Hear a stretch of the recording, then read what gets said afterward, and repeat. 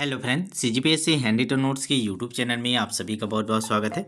चलेगा, हम लोग ने क्लासेस स्टार्ट कर दी है। सहायक शिक्षक शिक्षक तीनों को एक साथ लेके व्याख्याता के में भी आपके इंग्लिश पेडोलॉजी आपको देखने को मिलेगा। तीनों के सिलेबस सेम है, तो तीनों को एक साथ लेके चल रहे हैं और हम लोग उन सभी छोटे छोटे टॉपिकों पे बात कर रहे हैं जिससे डायरेक्ट एग्जाम में क्वेश्चन बनते हैं और आगे बनेंगे। ठीक है, आपके पास सिलेबस होगा, आप लोग ने सिलेबस देखा होगा। तो ये हमारी तीसरी क्लास है। पहला और दूसरा क्लास प्लेलिस्ट में आपको मिल जाएगा। इंग्लिश पेडोलॉजी 2026 करके प्लेलिस्ट बना दिए हैं, उसमें देख लीजिएगा। पहले क्लास में ही हम लोग ने बात किया था प्रिंसिपल ऑफ लैंग्वेज टीचिंग। आप देखेंगे सिलेबस में डायरेक्ट आपके लिखा हुआ पेडोलॉजी ऑफ इंग्लिश डेवलपमेंट, उसका नीचे नीचे छोटा छोटा आपके डायरेक्ट पॉइंट को भी चैप्टर को लिखा गया है। ठीक है, उसमें से हम लोग ने सबसे पहले लिया था पेडोलॉजी ऑफ लैंग्वेज डेवलपमेंट के अंतर्गत प्रिंसिपल ऑफ लैंग्वेज टीचिंग। ठीक है, लैंग्वेज जो है उसको कैसे पढ़ाया जाए, किन किन सिद्धांतों का उपयोग करके पढ़ाया जाए, उस पर हम लोग ने बात किया था, जिससे जितने भी क्वेश्चन बन सकते थे। मैंने थ्योरी पढ़ाने के साथ साथ क्वेश्चन भी बनाया।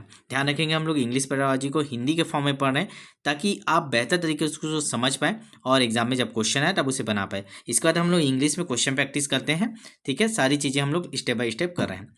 आज हम लोग आप लोग का जो टॉपिक है वो है लर्निंग एक्विजिशन। आप देखेंगे आपके सिलेबस में सबसे पहला पॉइंट है लर्निंग एंड एक्विजिशन। ठीक है, जिसको हिंदी में बोला जाता है अधिगम और अर्जन। इस पे बात करेंगे। ठीक है, साथ ही साथ जिन लोग अभी तक हमारे व्हाट्सएप ग्रुप से नहीं जुड़े हैं, प्रैक्टिस बैच से नहीं जुड़े, ये हमारा व्हाट्सएप नंबर है 75 83 86 44 61।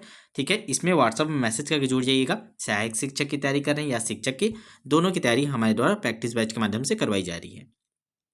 टाइम टेबल रेडी हो चुका है, टाइम टेबल डाल दिया जाएगा। ठीक है, हम लोग अभी थोड़ा एक दो क्लासेस कर रहे थे, इसके बाद क्वेश्चन के साथ हम आपको टेस्ट के साथ में वहाँ बैच में उपलब्ध कराएंगे। ठीक है, चलिए तो देखेंगे सबसे पहला लर्निंग। तो हम क्या करेंगे, एक एक जितने भी टर्म्स हैं टेक्निकल वर्ड, उसका अर्थ को बहुत अच्छे से समझेंगे ताकि जब एग्जाम में हम लोग बैठे इंग्लिश में क्वेश्चन हो तो हम उसको आसानी से बना पाएँ। तो हम लोग चलिए एक एक करके अर्थ को समझते जाते हैं, बहुत आसान हो जाता है। इसके बाद क्वेश्चन सॉल्व करना, हम लोग क्वेश्चन भी सॉल्व करेंगे। इसके किस लेवल के क्वेश्चन अभी आ रहे हैं उस लेवल का हम लोग क्वेश्चन करेंगे।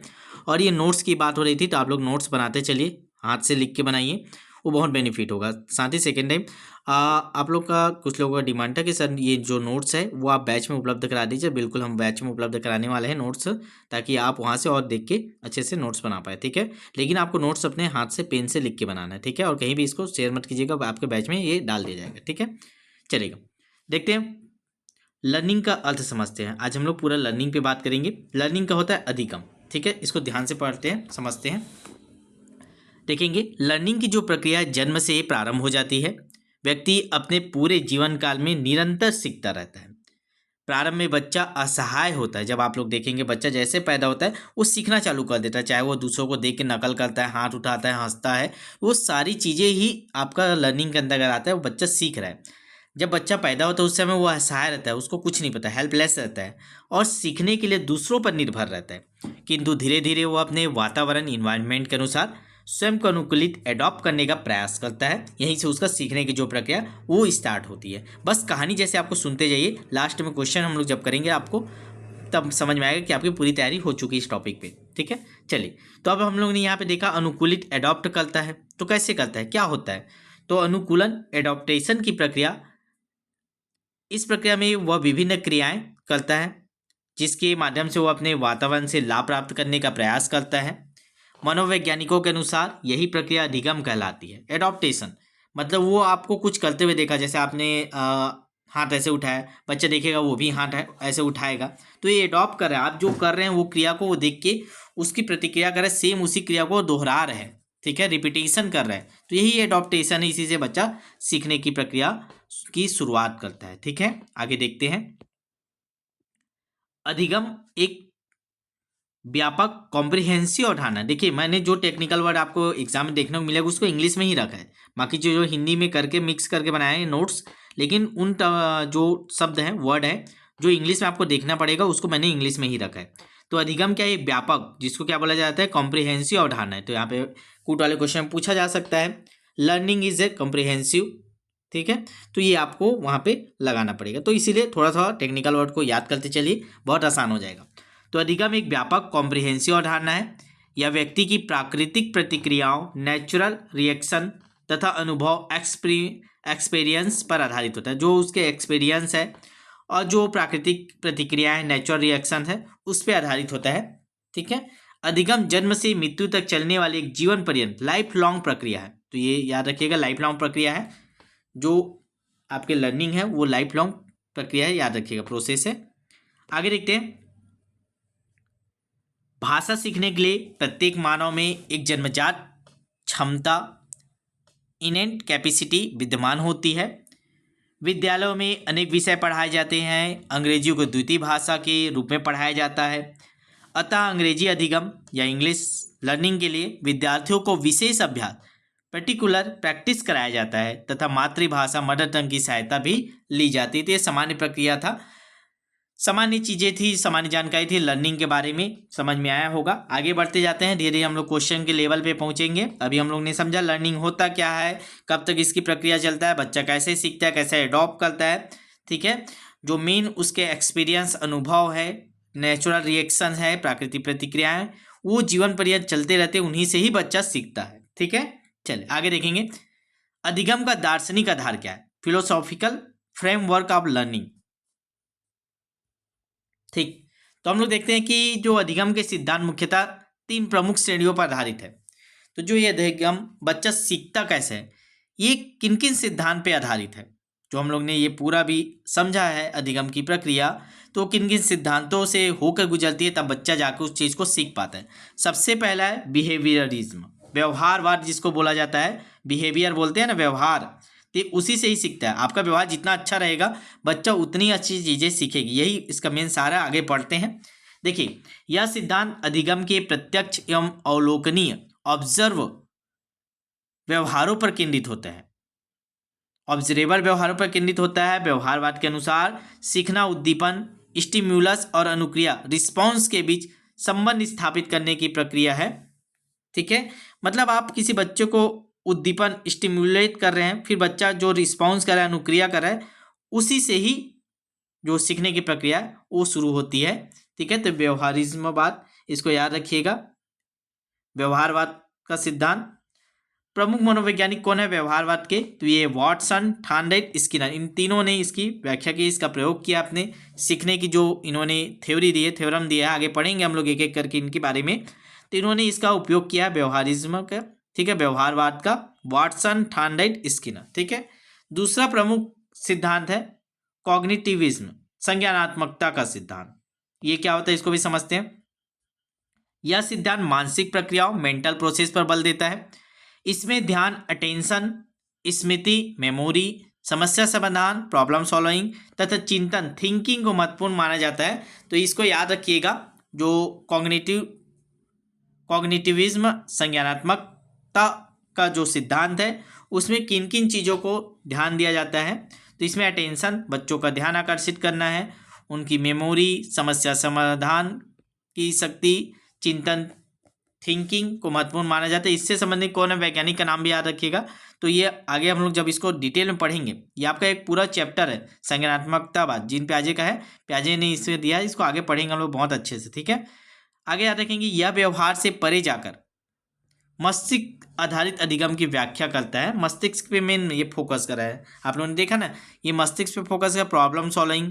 ठीक है। तो प्रॉब्लम सॉल्विंग तो मस्तिष्क से रिलेटेड है, चिंतन, थिंकिंग करेगा, स्मृति, याद करने की जो क्षमता है, अटेंशन, तो ये सारे आपके मस्तिष्क आधारित अधिगम की ये व्याख्या करता है। तीसरा है कॉन्स्ट्रक्टिविज्म, रचनावाद। ये भी बहुत इंपॉर्टेंट है। इस सिद्धांत के अनुसार शिक्षार्थी स्वयं ज्ञान का निर्माण करता है, कॉन्स्ट्रक्ट करता है। विद्यार्थी सक्रिय रूप से नई अवधारणाओं, न्यू आइडियाज़, कॉन्सेप्ट का निर्माण करते हैं। शिक्षक की भूमिका एक मार्गदर्शक, फैसिलेटर की होती है। देखिए, इन्हीं छोटी छोटी चीज़ों से ही आपके जो कूट वाले क्वेश्चन बनते हैं, ये कई बार आया गया है। शिक्षक की भूमिका एक फैसिलेटर की तरह होती है। ठीक है। तो ट्रू फॉल्स में आता है, स्टेटमेंट 1 2 3 में आता है। इस टाइप से ये छोटे छोटे जो पॉइंट है, यही आपके बड़े क्वेश्चन का रूप लेती है। ठीक है। तो सब अभी केवल सुनते जाइए, नोट्स बनाइए, लास्ट में क्वेश्चन जब करेंगे बैच में आपके टेस्ट में जब डलेगा ये क्वेश्चन। ठीक है। आप लोग का रिक्वेस्ट भी आया था, सर जो पढ़ा रहे हैं उसी का टेस्ट साथ में लेते जाइए। तो उसी आधार पे हम लोग टाइम टेबल बना रहे हैं, इसीलिए 1 2 क्लास कर लेंगे ताकि जो टेस्ट हमें कवर करते बने। ठीक है। चलिए आगे देखते हैं।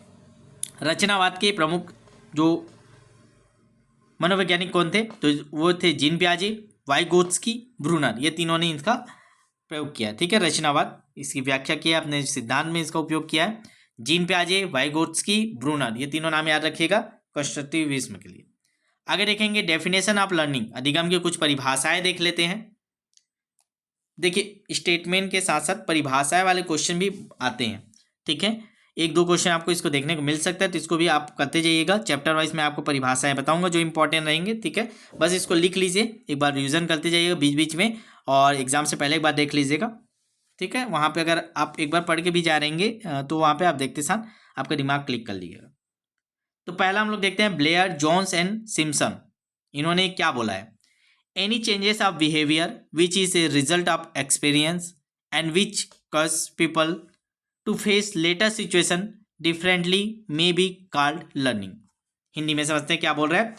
अनुभव के परिणाम स्वरूप, एनी चेंजेस ऑफ बिहेवियर, अनुभव के परिणाम स्वरूप व्यवहार में होने वाला ऐसा परिवर्तन जो व्यक्ति को भविष्य की परिस्थितियों का सामना भिन्न प्रकार से करने के योग्य बनाता है, अधिगम कहलाता है। इसमें आप कीवर्ड टाइप के याद रखिएगा, एनी चेंजेस ऑफ बिहेवियर, ये आपका आ गया तो ब्लेयर, जोन्स एंड सिम्पसन। ठीक है, सिम्पसन। अगला देखेंगे, इसका कई बार ये भी पूछा गया है, मॉर्गन्स एंड गिलियंड्स। ठीक है, मॉर्गन्स एंड गिलियंड का learning is some modification in the behaviour. ये देखिए वो क्या बोला, चेंजेस बोला, एनी चेंजेस ऑफ बिहेवियर बोला, ऐसे छोटा सा बस याद किया करें, आपको याद आ जाएगा। उसने क्या बोला, एनी चेंजेस ऑफ बिहेवियर बोला, किसने बोला तो सिम्पसन। ठीक है, तीन लोग का नाम उसमें।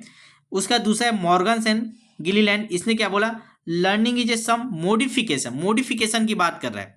ठीक है, मोडिफिकेशन शब्द आपको दिखे तो मार देना मॉर्गन एंड गिलीलैंड। ठीक है, और अगर आपको एनी चेंजेस ऑफ बिहेवियर दिखे तो फिर आप सिम्पसन वाला मारिएगा। ठीक है, learning is a some modification in the behaviour of some organism as a result of experience which is retained for at least a certain period of time. Hindi में क्या बोल रहा है समझिए, अनुभव के परिणाम स्वरूप जीव के व्यवहार में होने वाला ऐसा परिवर्तन, अनुभव के परिणाम स्वरूप जीव के व्यवहार में होने वाला ऐसा परिवर्तन जो कुछ समय तक स्थायी बना रहता है, अधिगम कहलाता है। स्थायी की बात क्या ध्यान रखेंगे।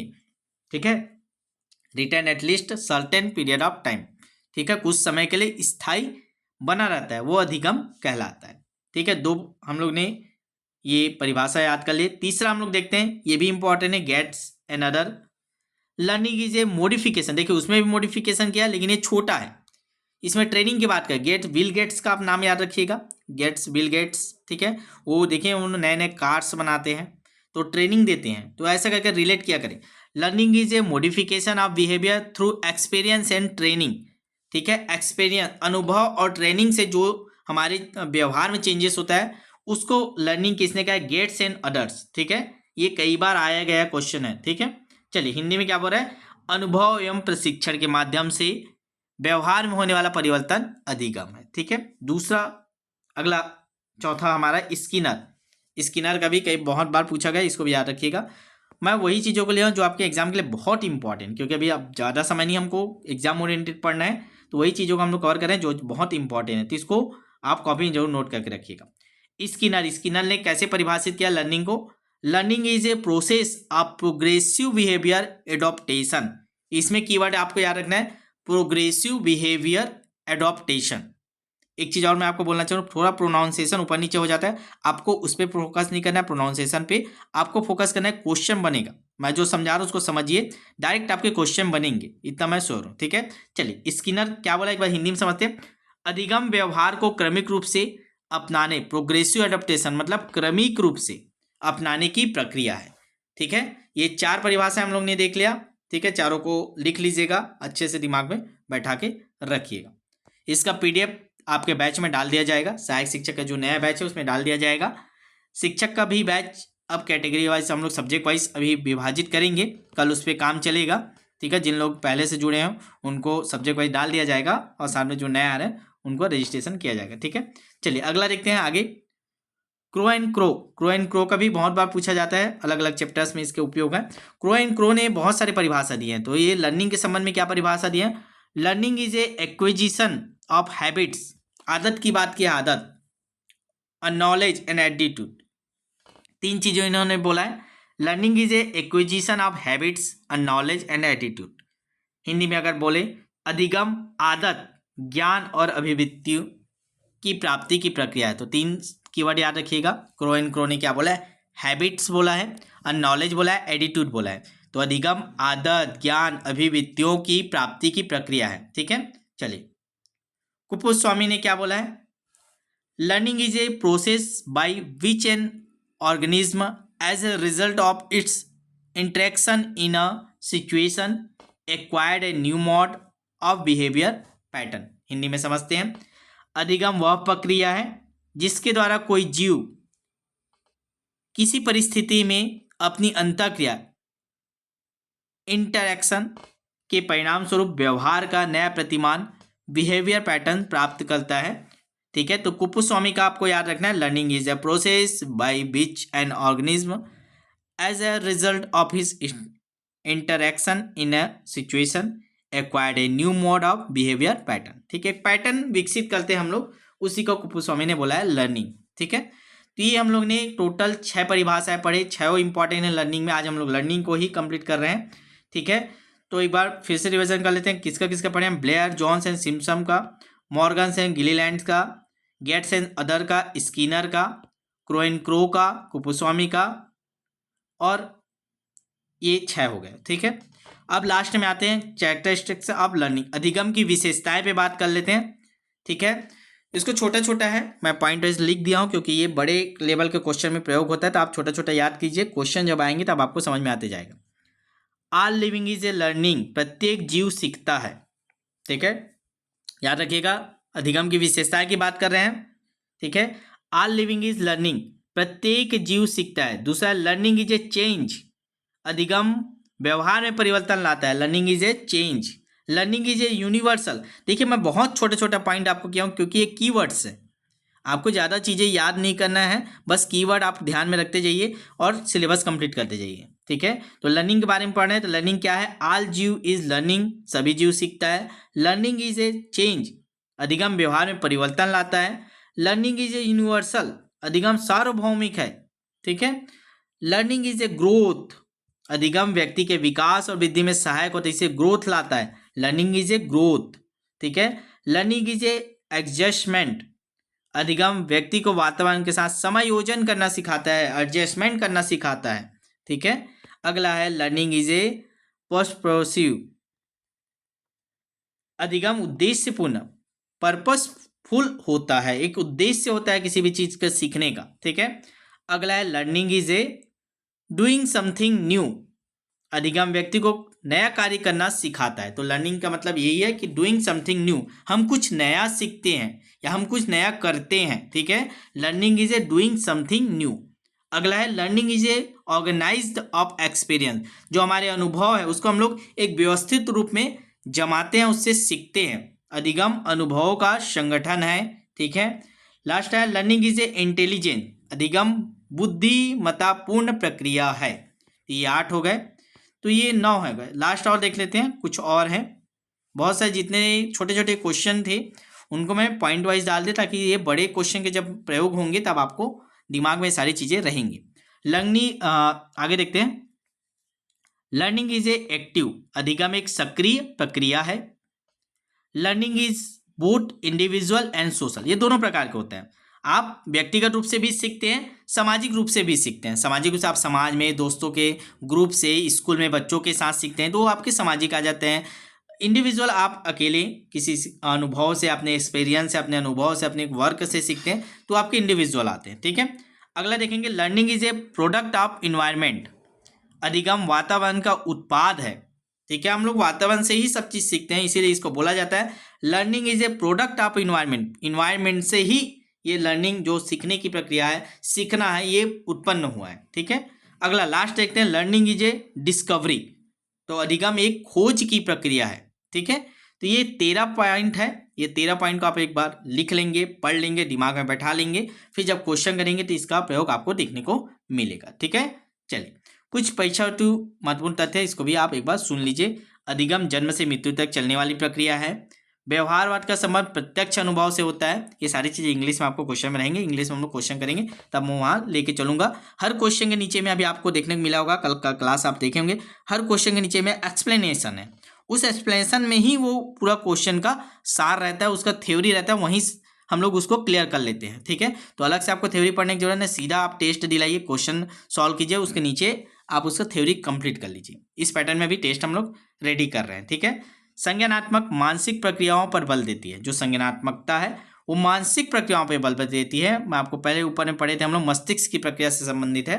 ठीक है, अगला पॉइंट है रचनावाद में शिक्षार्थी स्वयं ज्ञान का निर्माण करता है।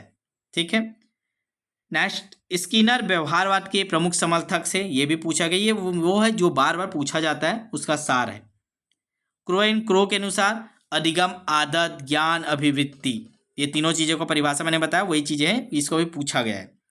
अगला है अधिगम सदैव उद्देश्यपूर्ण एवं सक्रिय प्रक्रिया है। अधिगम व्यक्ति और समाज दोनों को प्रभावित करता है। तो ये 8 पॉइंट है जो बार बार एग्जाम में पूछे गए हैं, इसको हम लोग ने कंप्लीट कर लिया। ठीक है, छोटा छोटा क्लास अभी आपके होंगे, क्योंकि इन छोटे छोटे क्लास से ही छोटे छोटे टेस्ट बनेंगे, जिसको आपको बैच में डाला जाएगा। कल से टेस्ट आपको बैच में देखने को मिलेगा। ठीक है, लगभग 3 क्लास हो गए, तो जितने भी पढ़ाएं वो रेडी करके रखिएगा। सहायक शिक्षक बैच में इसके टेस्ट डाल जाएंगे। शिक्षक बैच में अभी आप विषयवार अब आपके बैच अलग किया जाएगा। ठीक है, जिन लोग भी अभी तक हमसे नहीं जुड़े हैं, इसका पीडीएफ चाहिए, पूरे नोट्स ऐसे ही हम आपको अभी जितने भी क्लास कराएंगे उसका पीडीएफ आपके बैच में डाल दिया जाएगा। साथ में हमारा जो टेस्ट है उसके हर क्वेश्चन के नीचे में एक्सप्लेनेशन रहेगा, जिससे आपका थ्योरी रिवाइज हो जाएगा, क्लियर हो जाएगा, जो आपके कॉन्सेप्ट हैं। आपको करना क्या है, व्हाट्सएप नंबर नोट कीजिएगा 75 83 86 44 100, इसमें आप मैसेज करके हमसे जुड़ सकते हैं। ध्यान रखेंगे 10-15 टेस्ट जो उन लोग देते हैं, उस 10-15 टेस्ट से आपकी तैयारी नहीं होती, केवल आप अपना कॉन्फिडेंस लेवल चेक करते हैं। ठीक है, अगर आपको तैयारी करना है तो टॉपिक वाइज तैयारी कीजिए। आप एक टॉपिक आपको जो दिया जा रहा है उसको 24 घंटे में टारगेट पूरा कीजिए, पढ़िए, जहाँ से भी आप पढ़ सकते हैं, जहाँ से भी आप कोचिंग करें वहाँ से पढ़िए, फिर आके हमारे क्वेश्चन सॉल्व कीजिए। अगर हमारे क्वेश्चन आपसे बन रहे हैं, ठीक है, तो आपकी तैयारी बहुत अच्छी है। नहीं बन रहा है तो फिर आपको थोड़ा मेहनत करने की ज़रूरत है। ठीक है, तो टॉपिक वाइज तैयारी से आपकी तैयारी होती है, ना कि फुल रैंक टेस्ट अगर आप देते हैं 10-12 टेस्ट दे दिए तो उससे आपकी तैयारी नहीं हो पाती, उससे केवल आपका कॉन्फिडेंस लेवल पता चलता है। ठीक है, तो चलिए मिलते हैं नेक्स्ट वीडियो में, तब तक के लिए ऑल द बेस्ट। चैनल को सब्सक्राइब कीजिएगा, शेयर कर दीजिएगा, जिन लोग भी नहीं जुड़े जल्दी से जुड़िए, तैयारी स्टार्ट कीजिए। ठीक है।